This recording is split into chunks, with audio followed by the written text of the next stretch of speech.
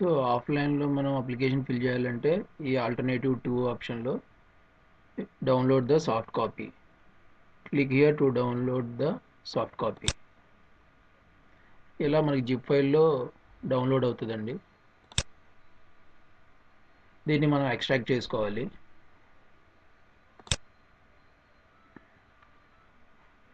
Extract చేసుకున్నాక మనకి file అనేది ఇలా ఉంటుంది.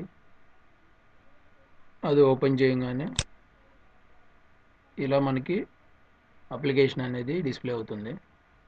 చెప్పాను కదా, యాజ్ పీడిఎఫ్ ఫార్మాట్లో ఓపెన్ అవుతుంది. ఇక్కడ మనం ఏమీ టైప్ చేయట్లేదు, .xml ఫైల్ కాబట్టి ఇక్కడ ఆల్రెడీ మనకు ఆన్లైన్లో ఆప్షన్స్ ఎలా ఉంటాయో అలానే ఇక్కడ డిఫాల్ట్గా ఉంటాయి. అవి మనం సెలెక్ట్ చేసుకోవడమే. సో ఏ టైప్ ఆఫ్ సెలెక్ట్ చేసుకోగానే నెక్స్ట్ ప్రొసీజర్లోకి వెళ్ళిపోతుంది. సో ఇంతకు మీకు అక్కడ చూపించినట్టు సేమ్ ఆప్షన్స్ అన్నీ ఇక్కడ కూడా ఉంటాయి. దీనికైతే ఇంటర్నెట్ కూడా అవసరం లేదు. డౌన్లోడ్ చేసుకున్నాక ఆఫ్లైన్లోనే మనం ఫిల్ చేసి మళ్ళీ అక్కడ ఇంటర్నెట్ ఆన్ చేసుకుని అక్కడ అప్లోడ్ చేసేటప్పుడు మాత్రం ఇంటర్నెట్ ఉండాలి. So validity expired more than 3 years. Normal 36 pages. ఇక్కడ applicant details. So give the name.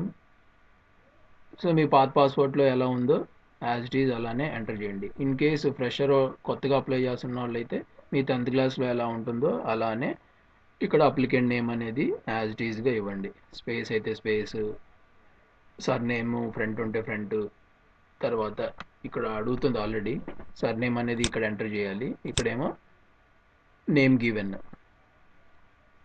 Next gender. Are you known by any other names? No. Have you ever changed your name? No. Date of birth. So everything ఇక్కడ already ఉంటుంది. దాని ప్రకారం మనం fill చేసుకోవడమే. Just ఎగ్జాంపుల్గా నేను ఏదో ఒక డేట్ ఎంటర్ చేస్తున్నాను.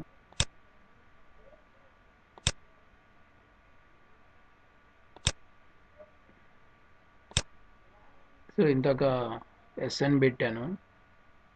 So if you is your place of birth out of India, no. So అప్పుడు మన స్టేట్, మన డిస్టిక్ అన్నీ డిస్ప్లే అవుతాయి.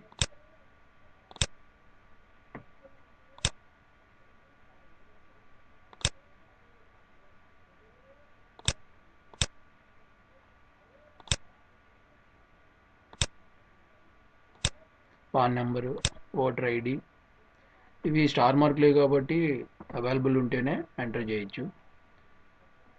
ఎంప్లాయ్మెంట్ టైప్, మీరు జాబ్ చేసే వాళ్ళైతే గవర్నమెంట్ ఎంప్లాయా, ప్రైవేట్ ఎంప్లాయా, రిటైర్డ్ గవర్నమెంట్, అది ఆప్షన్ అయితే ఆప్షన్ సెలెక్ట్ చేయండి.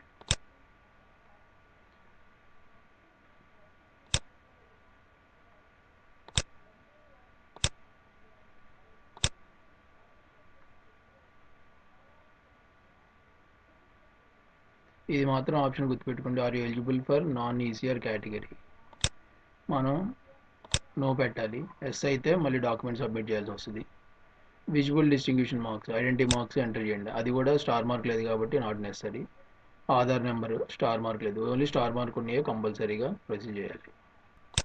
తర్వాత father name, surname, legal guardians given name, అది if applicable not necessary.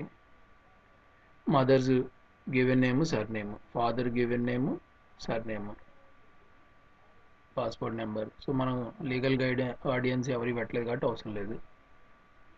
Next, is your parents address out of India? No. ఇక్కడ మన సో ఇందాక మీకు ఆన్లైన్ అప్లికేషన్లో చూసాం కదా, ఫస్ట్ స్టెప్ అయిపోయాక సెకండ్ స్టెప్ ఓపెన్ అవ్వలేదు. సో అది ఇక్కడ మనం చూడొచ్చు.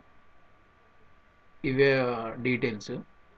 అక్కడ ఏంటంటే ఫస్ట్ స్టెప్ సేవ్ చేసుకొని నెక్స్ట్కి వెళ్ళాకే అవైలబిలిటీ ఉంటుంది. ఇక్కడైతే మనకి ఇది సెకండ్ పేజ్ కింద అనమాట. సో ఇక్కడ మన కంప్లీట్ డీటెయిల్స్ ఎంటర్ చేశాక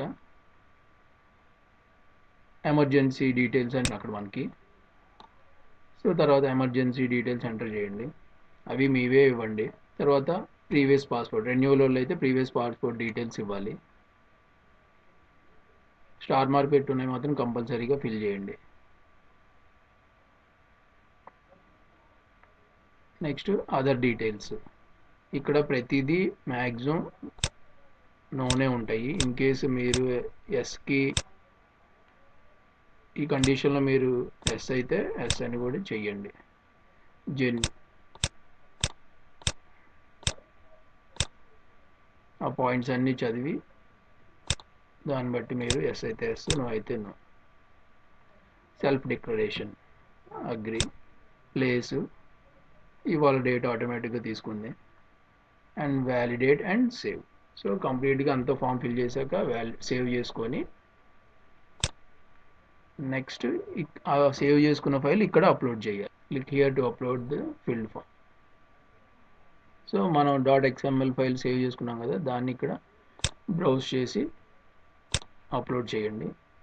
తర్వాత ఉన్న ఆప్షన్లు ఇవి రెండు ఏంటంటే, మనం కంపల్సరీగా సబ్మిట్ చేసాక అక్కడ స్లాట్ బుక్ చేసుకొని వెరిఫికేషన్కి వెళ్తాం కదా, అక్కడ మనం ఏ డాక్యుమెంట్స్ అయితే ప్రూఫ్ పట్టుకెళ్తామో అవి ఇక్కడ వాళ్ళకి మెన్షన్ చేయాలి. The selected documents need to be submitted at passport office for passport application verification. So date of birth 10th కానీ ఆధార్ కానీ, ఇదే Aadhaar. Birth certificate issued by registration of births by municipal corporation. Municipal ఆఫీస్లో మనకి date of birth certificate ఇస్తారు, అదైనా mention చేయొచ్చు. లేదంటే pan card issue by income tax, driving licence issue by transport, so లేదా school certificate, I mean 10th. అలా మీకు ఏది అవైలబిలిటీ ఉంటే అది ఆప్షన్ సెలెక్ట్ చేసుకోండి. Proof for permanent residential. So ఇప్పుడు ఆ maximum permanent residential Aadhaar proof. Next declaration. A declaration appearing the particular condition in the application about the minor as per insurance. So ఈ options అయితే online అప్లికేషన్లో రాలేదు. Identity certificate, no objection certificate, prior intimation letter. So ఈ options అయితే ఆన్లైన్లో apply చేసినప్పుడు రాలేదు. And ఈ లాస్ట్ ఆప్షన్ వచ్చేటప్పటికి passport Seva SMS service enrolment. So మనకి అప్డేట్స్ అవన్నీ వస్తాయి. దానికోసం 50 రూపీస్ ఛార్జ్ చేస్తున్నారు. మీకు ఇంట్రెస్ట్ ఉంటే సెలెక్ట్ చేసుకొని ఇక్కడ మీ మొబైల్ నెంబర్ ఎంటర్ చేస్తే మీకు enrol your mobile number for updates, response and queries, reminds and alerts కోసం. మీకు ఇంట్రెస్ట్ లేకపోతే నో సెలెక్ట్ చేయండి. ఇక్కడ నో సెలెక్ట్ చేసి అప్లోడ్ చేయండి. సో అప్లోడ్ చేశాక మనకి పేమెంట్, తర్వాత స్లాట్ బుకింగ్ ఆప్షన్స్ వస్తాయి. సో ఇక్కడ మనకి పీడిఎఫ్లో ఏమైతే ఆప్షన్స్ ఫిల్ చేసామో ఆన్లైన్లో ఇవి చూపించలేం కాబట్టి ఆఫ్లైన్లో మీకు ఎక్స్ప్లెయిన్ చేశాను. కావాలంటే ఒకసారి చెక్ చేసుకో. ఇది ఆన్లైన్ అప్లికేషన్ ప్రాసెస్. ఫస్ట్ ఏంటి, పాస్పోర్ట్ టైప్. సో ఇక్కడ పీడిఎఫ్లో కూడా already service required passport type details ఇవ్వండి. 36 pages 60 pages 36 pages 60 pages. So ఇక్కడ ఏంటంటే ఇది కంప్లీట్ అయ్యాక నెక్స్ట్ కొడితేనే మనం నెక్స్ట్ ఓపెన్ అవుతుంది. సో అందుకని చెప్పి మనం ఆఫ్లైన్ అన్ని డీటెయిల్స్ చూపించాను మీకు. సో ఫస్ట్ ఆప్షన్ ఆ పాస్పోర్ట్ టైప్ అయిపోయాక అప్లికేషన్ డీటెయిల్స్, ఇదిగోండి ఇక్కడ అప్లికేషన్ డీటెయిల్స్. అక్కడైతే మనం అప్లికేషన్ డీటెయిల్స్ అయిపోయాక ఫ్యామిలీ డీటెయిల్స్, అది వెళ్ళాలంటే ముందు ఇదంతా ఫిల్ చేయాలి. ఇక్కడైతే అవసరం లేదు. అప్లికేషన్ డీటెయిల్స్ అయిపోయాక ఫ్యామిలీ డీటెయిల్స్ ఆటోమేటిక్గా సెకండ్ పేజ్లో డిస్ప్లే అవుతుంది మనకి. ఓకే, ఫ్యామిలీ డీటెయిల్స్ తర్వాత ప్రజెంట్ రెసిడెన్షియల్ డీటెయిల్స్,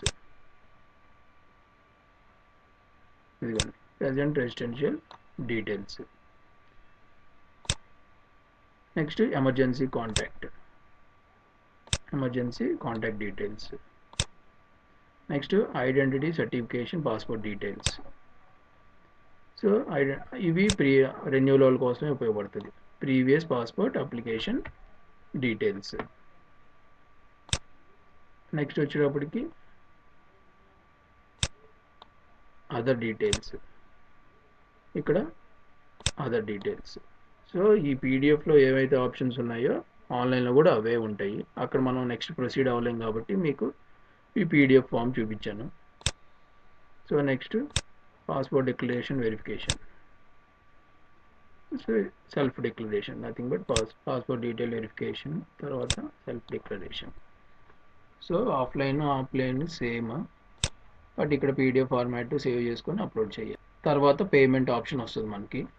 ఈ సెల్ఫ్ డిక్లరేషన్ కూడా కంప్లీట్ అయ్యాక పేమెంట్ ఆప్షన్ అనేది డిస్ప్లే అవుతుంది. అక్కడ మనం ఫీజు పేమెంట్ చేశాక స్లాట్ అనేది బుక్ చేసుకుంటాం. ఆల్రెడీ మీకు స్లాట్ ఎలా ఎప్పుడు అవైలబిలిటీ ఉంటాయి, ఫీజు ఎంత, ఎలా క్యాలిక్యులేట్ చేయాలి, అవన్నీ ప్రీవియస్ వీడియోలో ఉన్నాయి. కార్డ్స్లో కూడా వదిలేస్తాను, చెక్ చేసుకోండి. Thank you.